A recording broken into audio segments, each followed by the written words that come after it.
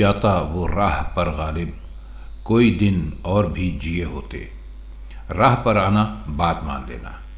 اے غالب، اگر ہماری زندگی کچھ دن اور ساتھ دیتی اور محبوب کی طلب میں بدستور کوشش کرتے رہتے تو وہ ضرور ہمارا کہنا مان لیتا۔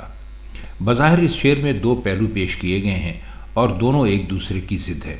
پہلا یہ کہ عام زندگی محبوب کو راہ پر لانے کے لیے کافی ثابت نہیں ہوئی، تو اس کے لیے مزید کوشش کی ضرورت تھی، جو کچھ مدت اور جینے کی بنا پر ہی کی جا سکتی تھی۔ دوسرا یہ کہ مایوس ہونے کی کوئی وجہ نہیں، محبوب ایسا نہیں کہ کہنا بالکل نہ مانے، البتہ منت سماجت کے لیے وقت بہت زیادہ لگانا پڑتا ہے۔ حقیقت یہ ہے کہ شاعر نے معاملہ امید اور بیم کے درمیان معلق رکھا ہے۔ اس کا مطلب یہ بھی ہو سکتا ہے کہ محبوب کی روش ایسی نہیں جو بالکل مایوسی پیدا کر دے، اگرچہ ہماری زندگی میں وہ ہم پر مہربان نہ ہوا۔